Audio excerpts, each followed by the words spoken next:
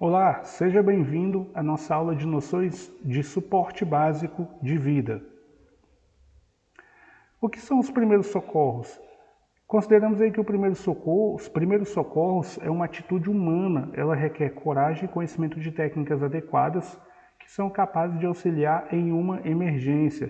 Então, o socorro imediato ele evita, por exemplo, que um simples ferimento possa se agravar, que uma simples fratura se complique ou que um simples desmaio resulte na morte de um acidentado. Lembrando que as técnicas de primeiro socorro são técnicas que podem ser praticadas por qualquer pessoa com o mínimo de conhecimento, inclusive cobrado em algumas normas regulamentadoras de saúde e segurança do trabalho. Então é melhor conhecer primeiros socorros e não precisar, do que precisar e não conhecer. Essa frase aqui ela é bem impactante, né? E nos mostra a importância dos primeiros socorros. O símbolo que utilizamos em primeiros socorros é essa estrela, que chamamos de estrela da vida, onde temos na primeira ponta dela a detecção, depois o alerta, o pré-socorro, o socorro no local do acidente, os cuidados durante o transporte e a transferência em definitivo do paciente. A serpente enrolada no bastão, ela simboliza também a saúde. Os primeiros socorros são as primeiras providências tomadas no local do acidente. Então é aquele atendimento que é inicial e temporário até a chegada de um socorro profissional, seja a equipe do SAMU, a equipe do Corpo de Bombeiros ou a entrega desse paciente ao hospital. Também é uma rápida avaliação da vítima. Quando falamos em primeiros socorros, devemos ter consciência de que esse tratamento ele tem que ser rápido. É também avaliar as condições que ameaçam a vida ou que possam agravar esse quadro da vítima, com a utilização de técnicas simples e também acionar corretamente um serviço de emergência local. Para não esquecer, o número do SAMU é o número 192 e o do bombeiro 193. Essa é a primeira regra do socorrista, sempre solicitar ajuda. A segunda é não ser a segunda vítima, né? Devemos sempre ter atenção para que não possamos ser mais uma vítima do acidente. E por fim, a calma, o bom senso e a criatividade são alguns fatores que vão contribuir para que a gente possa ter sucesso nas ações de primeiros socorros. Dividimos a avaliação geral do paciente em 5 etapas: avaliação da cena, avaliação inicial, avaliação dirigida, avaliação físico detalhada e avaliação continuada.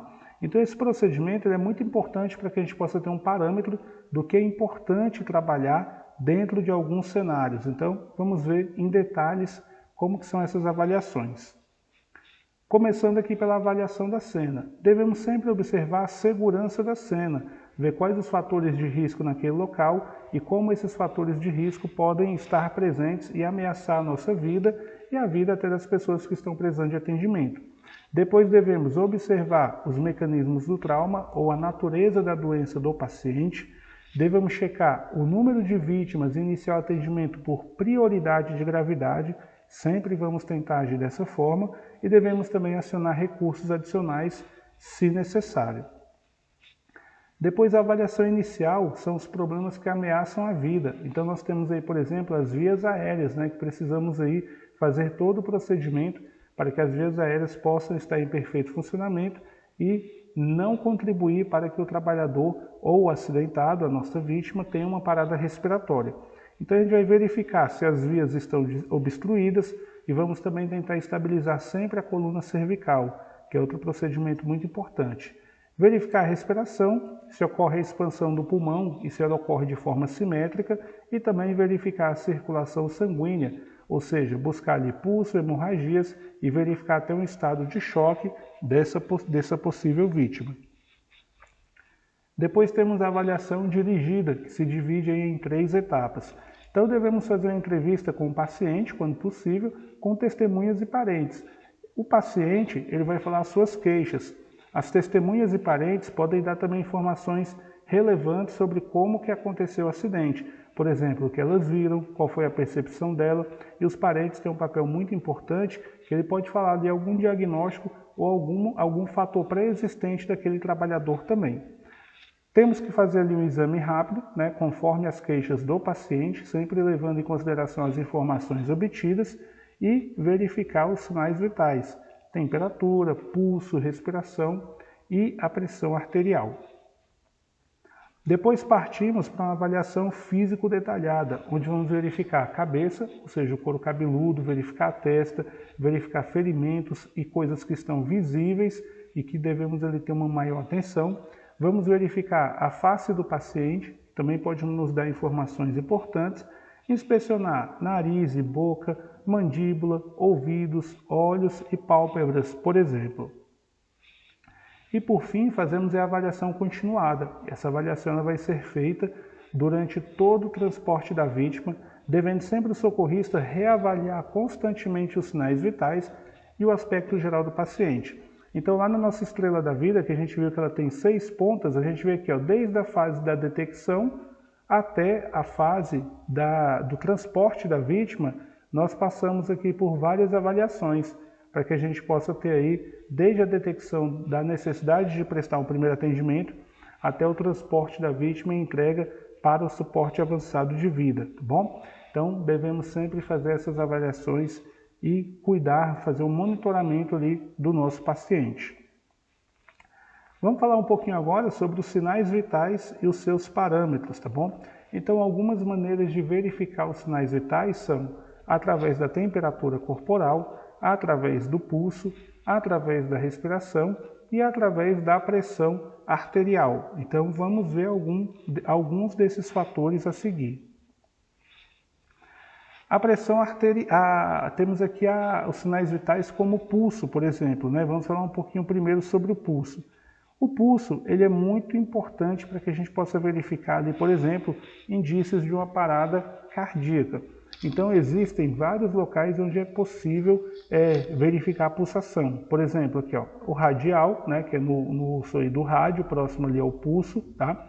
A carótida, né, próximo ali à mandíbula do pescoço, a parte femoral, ali próximo à coxa, a poplítea, onde é atrás do joelho, o pulso pedioso, né, nos pés, e a tibial posterior, né, próximo ali à tíbia. Então são alguns lugares. Alguns são bem simples de encontrar. Você pode nesse momento tentar fazer aí uma aferição do seu pulso em qualquer um lugar desses, né, do seu corpo. Alguns a gente vai ter mais dificuldade e outros maior facilidade. Numa situação de socorro, lógico, vamos procurar sempre os locais onde temos mais facilidade de encontrar o pulso e verificar se ele está em condições normais. Há várias literaturas, não vou colocar aqui valores, porque há várias divergências em valores entre uma pulsação considerada normal e uma considerada não normal, né? Então, várias literaturas colocam valores diversos, tá bom? Para não causar nenhum conflito de informações, eu vou deixar apenas a informação e geralmente a gente verifica isso aqui de 10 a 15 segundos, né? Por exemplo, você faz uma verificação rápida de 15 segundos, você conta quantos batimentos você teve, né? Você identificou. Então, a partir daí, você multiplica esse valor por 4, que aí você tem um parâmetro aí para 1 minuto, né? Então, você vai ter aqui mais ou menos aqui a quantidade de batimentos por minuto, tá bom? Exemplo, se em 15 segundos ali você contou 20 batimentos, você multiplica aí por 4 e você vai ter aí 80 batimentos por minuto, tá bom? Então, em relação ao que é normal, o que é anormal, isso é muito relativo, tá bom? Não vamos entrar muito nesse mérito porque vários livros, várias literaturas colocam valores aí bem diversos, tá bom? Mas em uma situação de socorro, né, os batimentos poderão estar muito acelerados ou muito lentos, tá bom? Isso daí pode contribuir para que a vítima tenha uma parada cardíaca. Outro fator muito importante é a respiração, tá bom? Então devemos verificar sempre a respiração. Existe um protocolo chamado protocolo VOS, que isso daqui ó, é o ver, ouvir e o sentir, tá bom? Então devemos sempre tentar trabalhar dessa forma. Nós conseguimos ver, por exemplo, ó, a expansão do tórax da vítima, do acidentado. Se essa expansão do tórax é simétrica, ou seja, se o tórax sobe e ele desce, a gente consegue ver que essa pessoa está respirando. A gente consegue ouvir ao fazer essa ação, colocar aqui ao nosso ouvido, próximo à boca, próximo ao nariz ali da vítima, para ver se ela consegue respirar, se ela está respirando e se a gente consegue perceber. e a gente consegue sentir também dessa forma, né? Quando a pessoa vai respirar, a gente vai conseguir sentir ali a respiração. Lembrando que estamos passando aí por um momento de pandemia e todos os protocolos de segurança em relação à Covid-19 devem ser observados antes de realizar qualquer tipo de atendimento. Outro fator importante é a pressão arterial. Podemos considerar que a pressão arterial ela vai ser referente à pressão exercida pelo sangue contra a parede aí das artérias.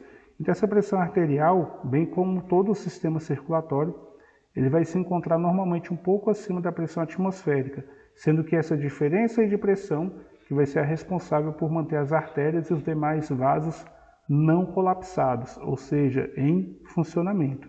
Também é muito crítico a questão dos valores, o que é considerado uma pressão normal ou uma pressão não normal. Então, eu também não vou entrar nesses parâmetros, que é mais uma área médica, tá bom? Mas é um sinal vital também que nós buscamos aí quando estamos trabalhando no atendimento a alguma vítima.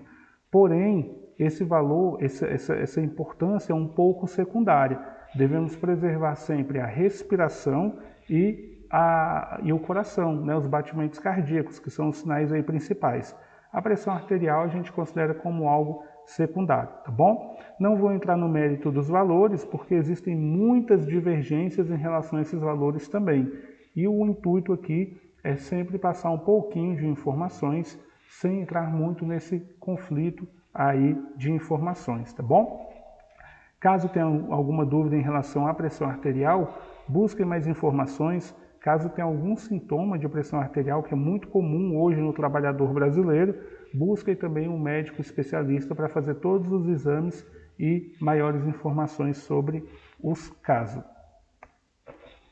Daí partimos aqui para a insuficiência respiratória ou cardíacas, tá bom? O que acontece? A parada cardíaca é a parada do bombeamento do coração, ou quando o músculo cardíaco ele não vai se contrair ou não se distende com o vigor necessário para que seja mantida uma circulação normal, tá bom? O que acontece? No suporte básico de vida, tá? A gente já sabe aí que são as primeiras medidas de segurança, né, que devemos ter aí em relação ao nosso trabalho. Esse suporte ele pode ser realizado por qualquer pessoa, não necessariamente um médico, um enfermeiro, mas qualquer pessoa que tem um mínimo de conhecimento, ele consegue fazer algumas técnicas não invasivas e consegue ali prestar um primeiro atendimento a qualquer vítima. Já o suporte avançado de vida é o suporte especializado, né? São os profissionais aí na área de socorro.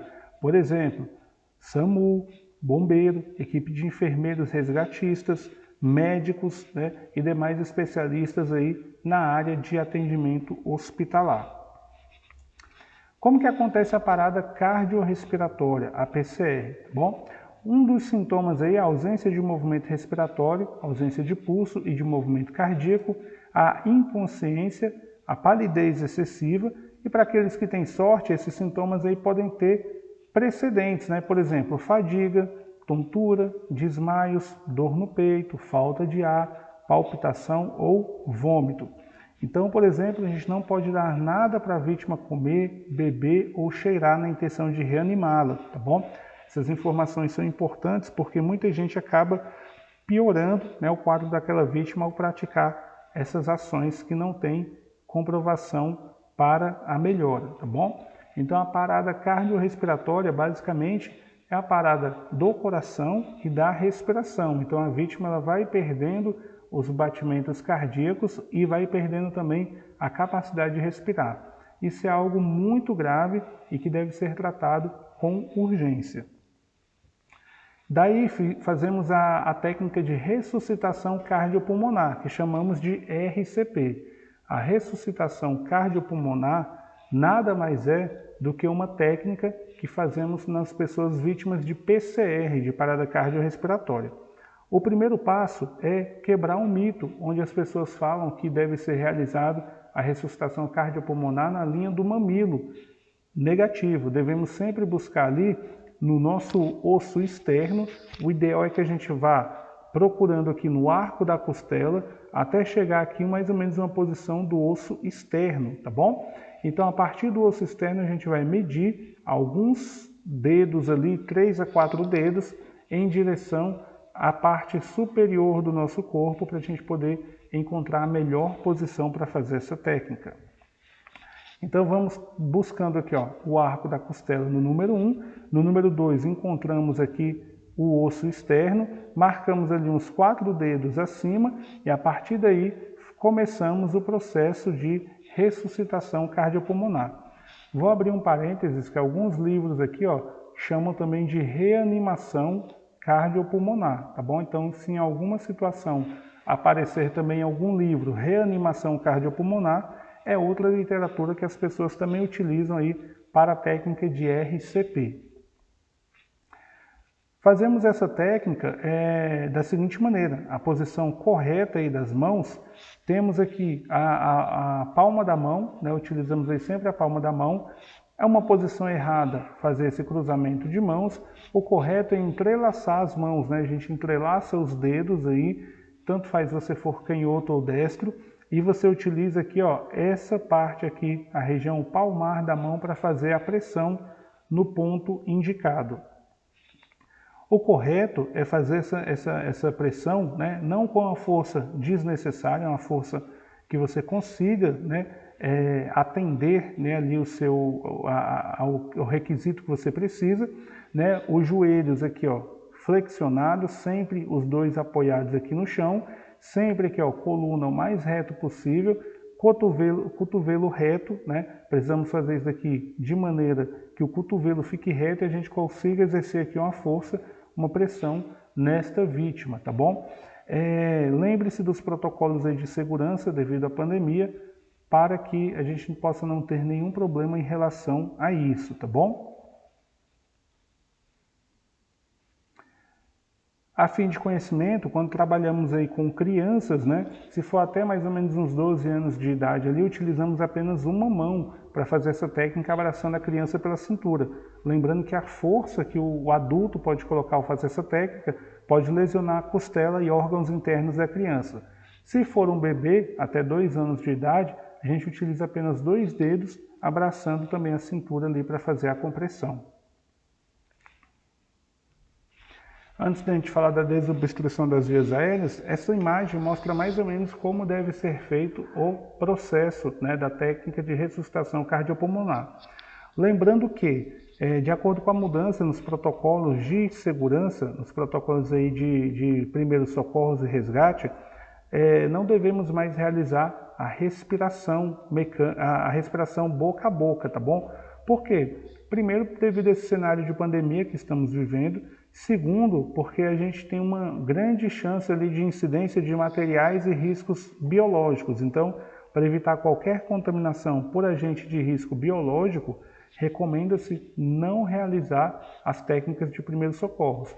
Então, nós vamos fazer aqui essa técnica de RCP até a exaustão, tá bom? Por isso que em algumas situações a gente vê a reportagem falando que o bombeiro ou que o serviço especializado, o SAMU, eles tentaram reanimar, ressuscitar a vítima por 40 minutos, 50 minutos.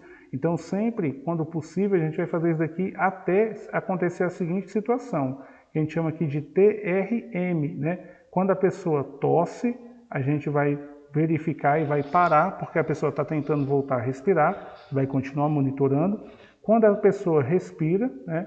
Quando a pessoa respira, a gente vê que ela está respirando, ela vai ter uma respiração cansada, a gente consegue também, ou quando a pessoa se movimenta, né, é sinal que ela está ali voltando ao seu estado normal, tá bom?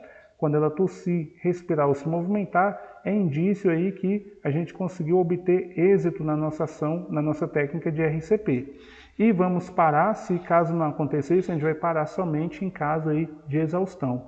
Geralmente, se tiver outra pessoa no local, vai ajudar muito, porque esse movimento que a gente vai ficar fazendo aqui, pessoal, ele é muito cansativo, tá bom? Imagina você em uma situação na empresa, ajoelhado ali no pátio da empresa, né, com várias pessoas curiosas em volta, às vezes num ambiente que tem muito calor ou muito frio, é bem difícil mesmo, mas é necessário fazer essa técnica aí para poder tentar dar uma chance aí de sobrevivência a um colega acidentado. A NR10, ela preza que os trabalhadores, né, que exercem a atividade com eletricidade, estejam aptos a aplicar essa técnica de RCP. Por isso que trabalhamos isso nos nossos cursos aí de NR10. Agora sim, vamos falar um pouquinho sobre a desobstrução das vias aéreas, que é outro fator importantíssimo, tá bom?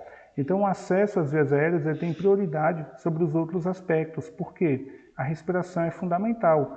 Conseguimos, em média, ficar 2 minutos a 3 minutos sem respirar. A partir disso, já é um perigo muito grande e pode ter sequelas irreversíveis aí a todo o organismo, tá bom? Então, durante o exame primário, a avaliação das vias aéreas deve ser completada em no máximo 15 segundos. Imediatamente a gente vai verificar se aquela pessoa está respirando e se ela tem alguma dificuldade ou algo que possa estar obstruindo as suas vias aéreas. Fazemos algumas técnicas aí importantes para que a gente possa ter o controle da via aérea. Por exemplo, a inclinação da cabeça com elevação do queixo, onde a gente consegue ali, com as mãos segurar a cabeça, posicionar a cabeça aqui em direção ao solo. Evite fazer movimentos de levantar a cabeça, porque a gente pode lesionar aqui a coluna cervical. Então evite fazer qualquer movimento onde a gente possa danificar ou lesionar a coluna cervical da vítima.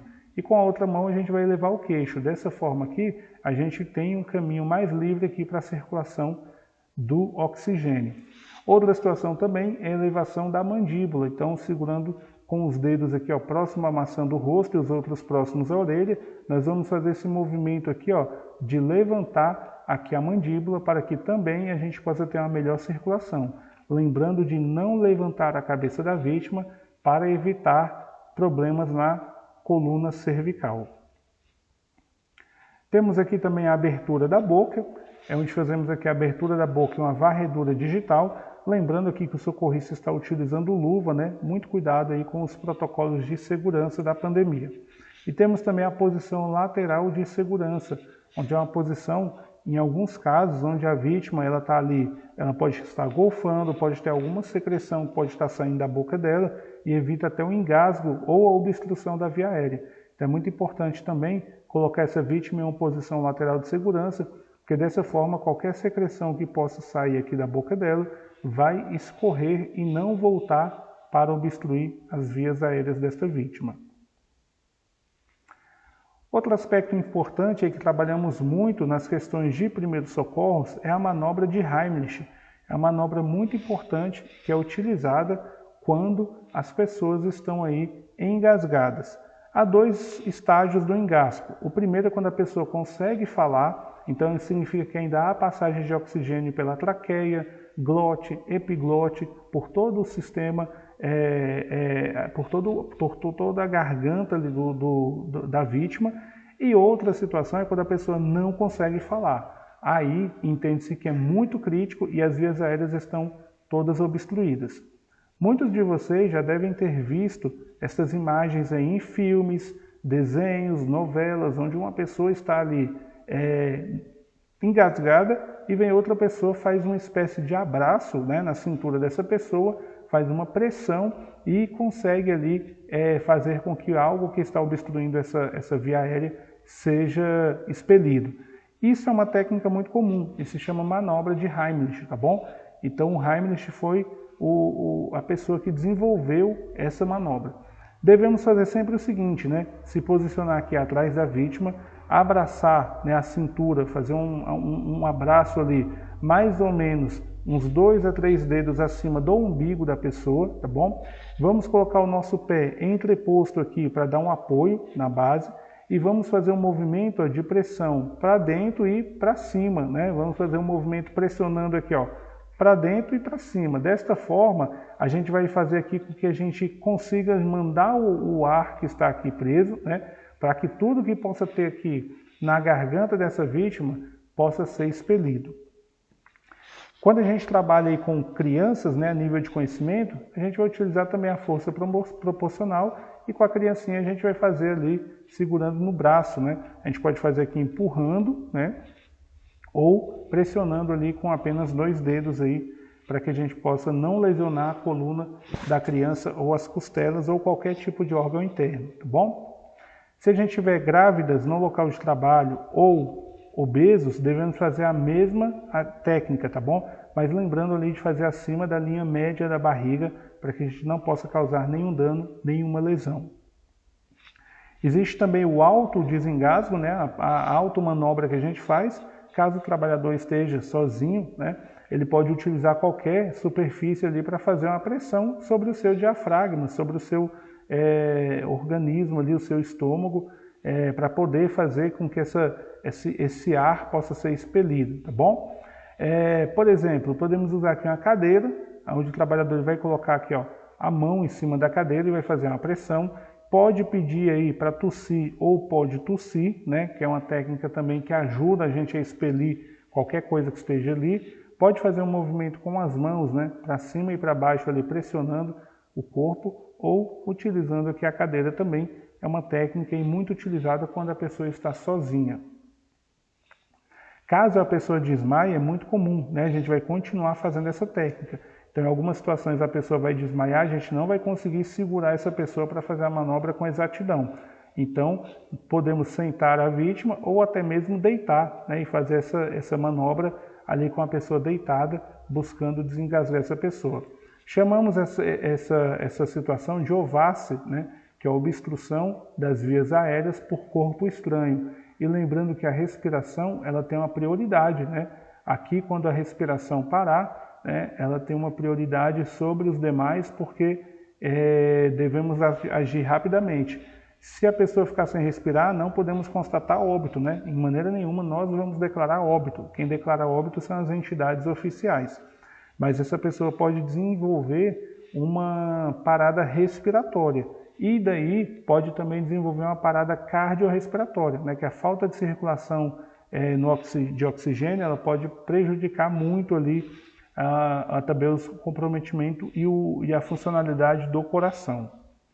Aqui a nível de conhecimento também, quando tem crianças, podemos trabalhar a mesma técnica, né? Lembrando aí de fazer o apoio, né, correto ali, usar a força necessária para a criança.